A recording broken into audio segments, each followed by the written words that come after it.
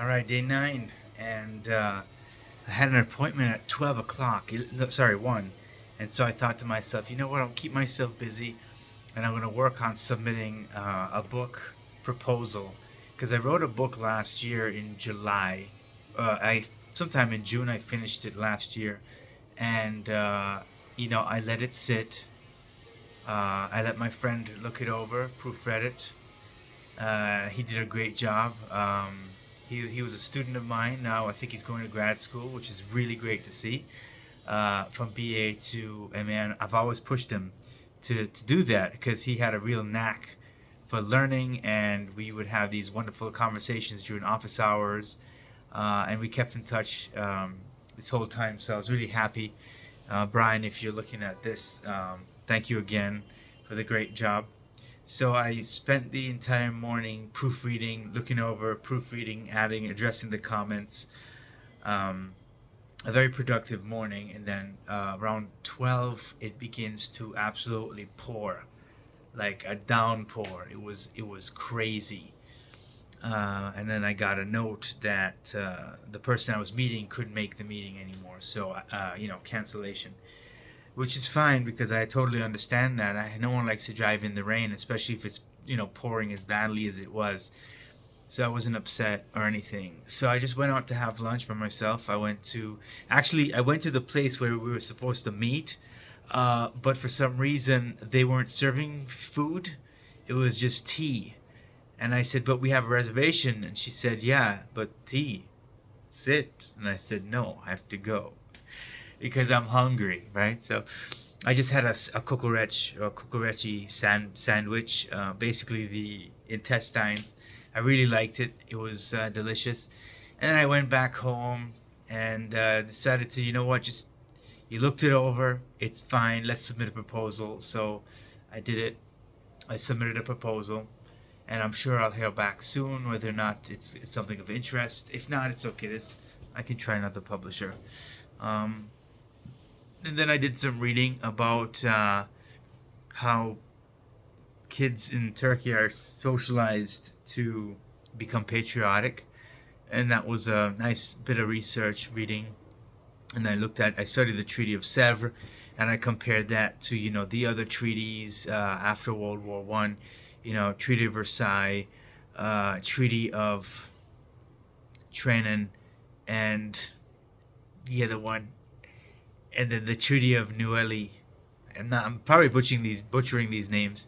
So that has to deal with Austria-Hungary and Bulgaria.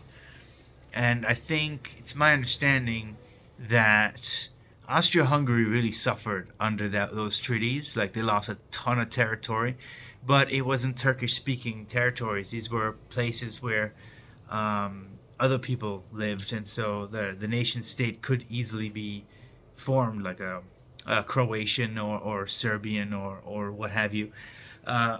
For the Treaty of Versailles, the territorial losses weren't that bad. I mean, yeah, they lost something, but it wasn't as bad as the treaty under Austria-Hungary.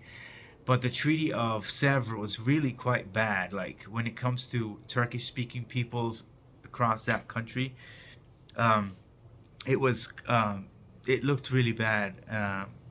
If you look at it on a map, I mean, it's I understand the mentality, and that's part of the thing. You must be able to understand the mentality of the places that you're in. Like, that's why you're here, is to hear the stories, not just reading in a book. I mean, like, that's one thing. You read in a book, it's so academic, right? It's missing that realism, to say. Like, when you read a book, it's like very okay, fine, right? They lost territory, and then you read a quote from someone. But when you come here and you see, like, the monuments and you see the museums, and then you talk to the people, then you get a better impression of, like, for example, the trauma that the Greek people suffered after 1922. I mean, that is significant, right? It's in the memory. It's in the people. When you talk to someone from North Macedonia and they yell at you because you said North Macedonia, right? That's important. So all of that is to say that these sorts of experiences are invaluable. You can never get this sort of experience, or you can't write a book on nationalism and food nationalism, just staying home. You have to be here. And I think that's, well, I'm really happy that the DoD and the Minerva Initiative thought it like my project was worthy. And so, I think when it comes time to writing the chapters, I really do think that they're gonna write themselves.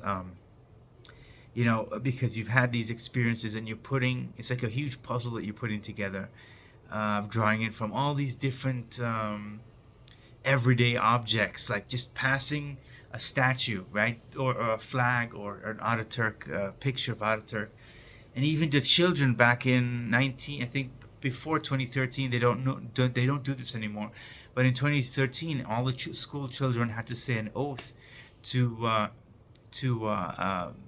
basically to be a good Turk. And there's one part I really like is happy the man who calls himself a Turk, right? So I think that really helps the self-esteem, build the self-esteem of the people. And I think that's important because, nationalism, for it to survive, it has to be passed down from generation to generation. The moment that generational link is cut, it's going to be really difficult to recover. It depends on the individual to kind of learn about it themselves. And, the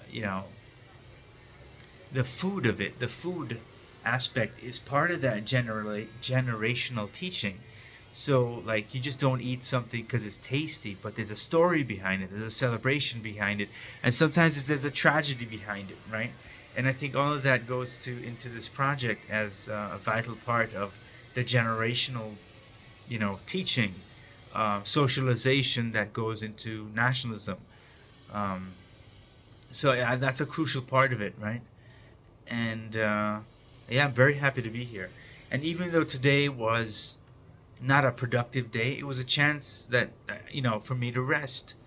I realized that I haven't had a day to rest for a long time. Like, I've been going since April 22nd.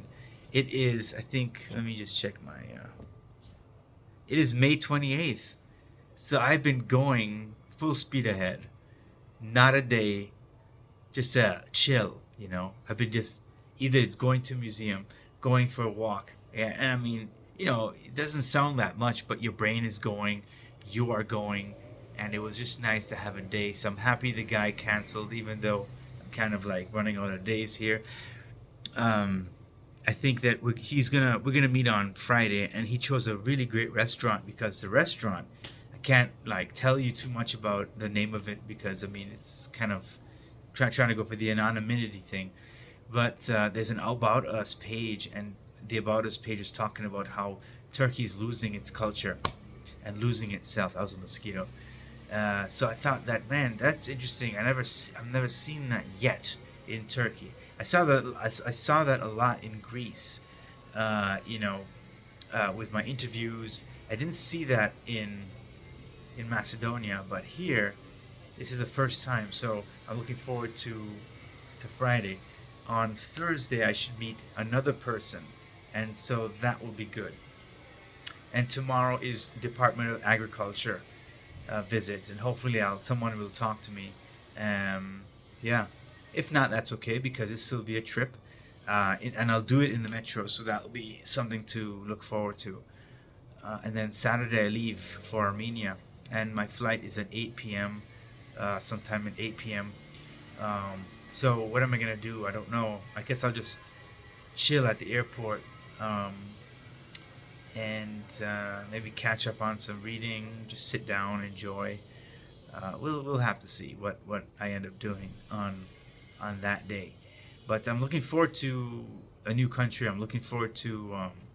I think 2 weeks, 13 days are too long. I think 10 days is just enough to get a good sense of what's going on, and then you can get the rest in like secondary sources. And Armenia is a 10-day visit. India is going to be a 13, 14-day visit. So, let's test it out. Let's test it out and see if 10 days is enough. And then next year, God willing, I'll be able to incorporate maybe a 10-day visit rather than a 13, 14-day visit. So, Oh, right. I got some. I had a pretty heavy It was a sandwich, but it felt like a pretty heavy thing. So I have, remember this? Remember this from Greece? It's like a spanakopita. It's basically the same thing, and it's with spinach. So let's try it out. It's basically the same. Let's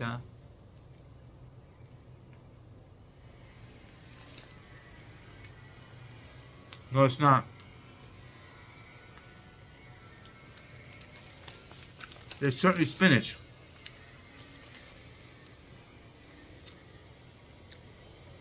but it's like a different dough. It's just different. It's not the same. And there's these little seeds on the top. It's not the same. It looks the same, but that's typical for Turkey. It looks the same as like the Middle East, like kibbe or kafta and kubide, but does it taste the same? No.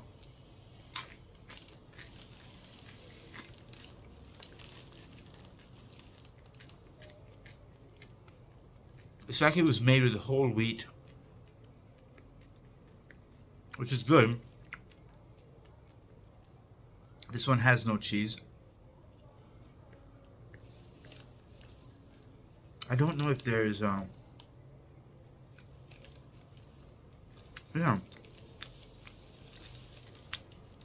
Sadi, I don't even think this is phyllo dough.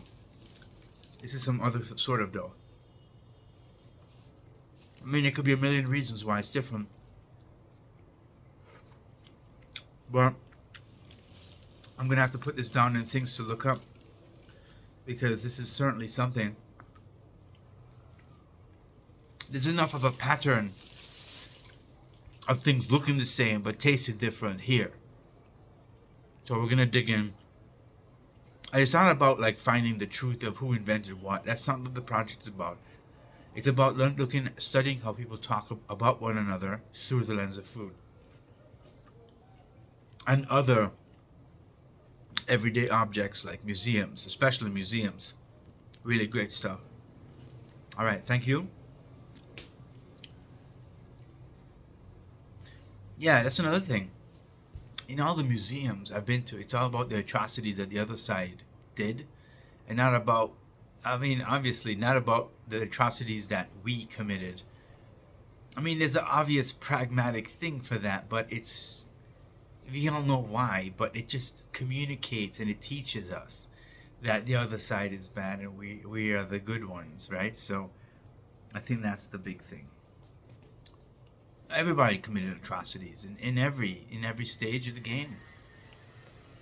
That's the nature of warfare. It's the nature of independence movements, especially nationalist conflicts. I mean, atrocities are atrocities because you hate the people. It's not that you hate like a state, right? A state you don't even like. You can't reach out and touch it. But if you're a nation, right? What nation are you? And if you belong to the nation, well, you're gonna get killed. I mean, that's just the thing. So that's about it. That's a lot to unpack, a lot of theories here, but we're on the ball.